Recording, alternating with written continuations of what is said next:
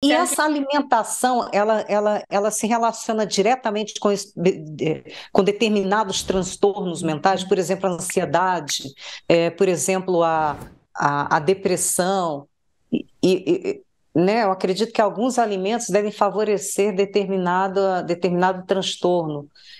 Uhum.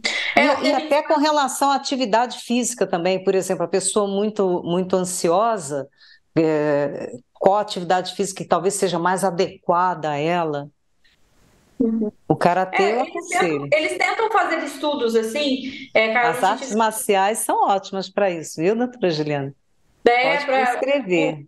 os meus pacientes mais impulsivos, Carla, que tem dificuldade de controle do comportamento ali, né? E briga e fala, e você vê que a pessoa tem Aham, muita raiva e tudo mais, aham, eu, eu encaminho para luta, para justamente para luta, poder né? canalizar no lugar certo, né? E aí acaba Aham. que também é um momento da pessoa colocar, às vezes, aquilo de uma maneira funcional, né, para fora, sem A agredir ninguém, natação, fica a controlado. natação deve ser ótima para TDAH, né? Porque a gente viu, eu até compartilhei outro dia o vídeo do Michael Phelps. Michael Phelps, né? Falei errado o nome dele? Então, Michael Michael Phelps. Phelps. É Michael Phelps. Pô, é simplesmente recordista de títulos olímpicos. O maior de Sim, todos os tempos na natação, ele nessa questão da hiperatividade mentor. dele, ele não tinha folga, né? Assim, ele fala que no feriado, domingo, os dias de descanso, que ele não aguentava, que ele tinha que nadar, porque ele já estava acostumado a nadar não sei quantos quilômetros por dia, né? Então, nessa inquietação dele, ele acabava que ele treinava mais, e era justamente nesse feriado, nesse domingo, que ele treinava mais, que ele conseguia tirar alguns milésimos de segundo na hora da competição. Então, acaba que essa agitação dele, essa hiperatividade, levou ele a ser o maior recordista olímpico aí de natação da história, né? Determinados atividades físicas, por exemplo, uma pessoa deprimida, talvez seja alguma outra seja mais indicada. Tem pesquisas a respeito disso também? Tem sim, tem alguns trabalhos assim que eles falam, a ansiedade vai fazer um exercício mais aeróbico, no sentido de ter mais liberação, né? Da pessoa colocar mais essa questão da agitação para fora.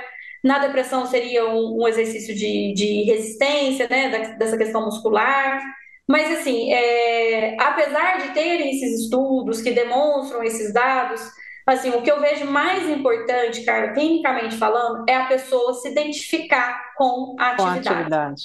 Porque Ela não adianta gostar, falar né? para ela, melhor para ela é natação, sendo que, por exemplo, é uma pessoa mega friorenta que não vai Odeia entrar água, na água no odeia inverno. piscina.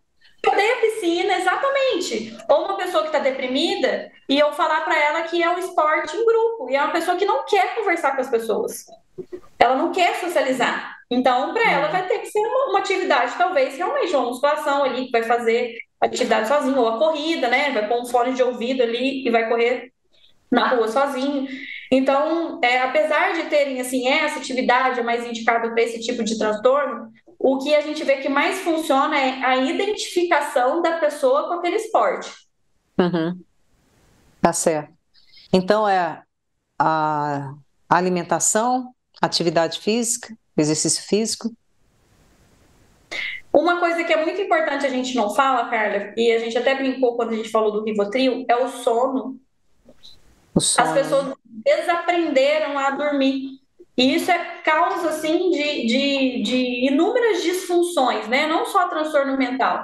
Às vezes, vem muita gente, assim, se diagnosticando, né? Com essa questão do autodiagnóstico, com TDAH, e é uma pessoa que não dorme. Dorme com remédio, ou não tem horário para dormir, não tem rotina, cada dia dorme num horário diferente. Essa pessoa, ela vai ficar desatenta, porque ela não dorme.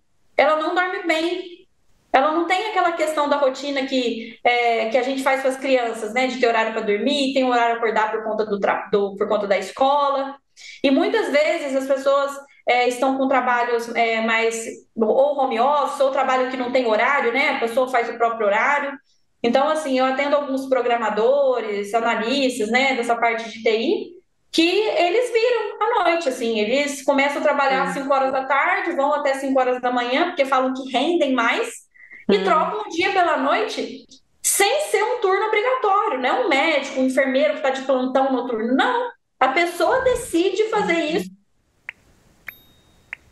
Aí é uma briga na consulta, né, cara? Porque eu obrigo a dormir. Eu falei assim, você tem que É, dormir no porque não horário. tem sono pela manhã que restaure uma noite mal Não, dormida, né?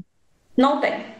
Não tem. E essa pessoa ela vai ficar desatenta, ela vai ficar mais irritada, ela vai fazer piores escolhas no sentido alimentar. Então, assim, pega um dia que você não dormiu bem, cara, mas se você não descansou. No outro dia você vai ficar irritada, você vai dar alguma patada em alguém, você vai ter péssimas escolhas em relação à alimentação, ou você vai ficar com aquela almoçou, ai, que vontade de comer um docinho. Você começa a querer, assim, se sentir bem através de coisas que vão te trazer um malefício a longo prazo. Fala assim, ah, Uhum.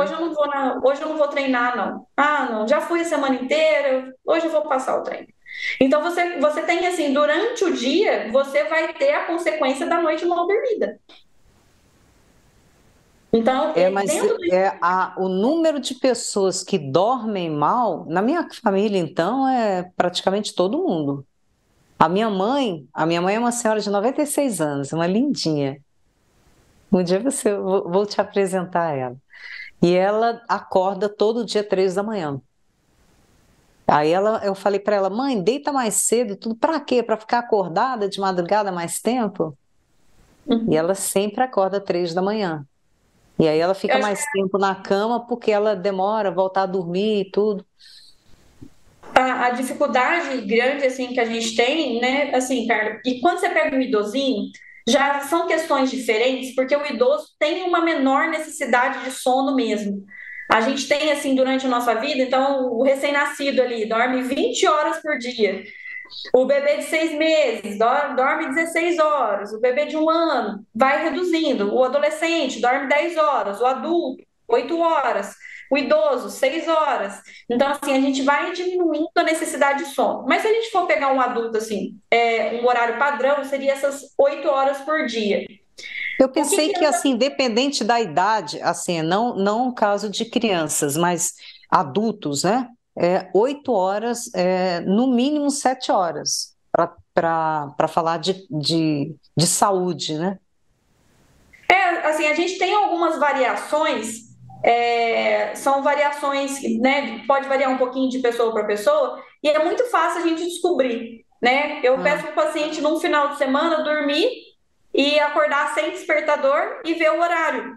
Geralmente ele ah, vai acordar justamente com essa necessidade de sono, né? Eu percebo que eu aham, tenho uma necessidade de sono de 7 horas, por exemplo. 7 horas é ah, bom para mim, né? Se eu tento ficar dormindo mais, no outro dia eu fico mais cansada, né? Então, sim, assim, a gente tem algumas variações, mas é entre 7 e 9 horas um adulto, né? Tirando os sim. pacientes que têm um tipo de transtorno, né? Os pacientes que não têm transtorno é de 7 a 9 horas.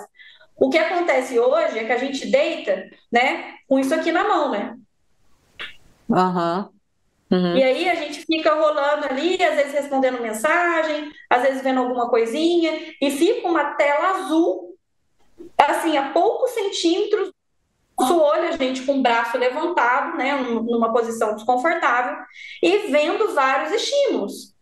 Cada vez que eu rolo, né, seja no Instagram, seja no TikTok, seja no YouTube, são estímulos muito diferentes uns dos outros. Então, assim, a gente não se permite descansar.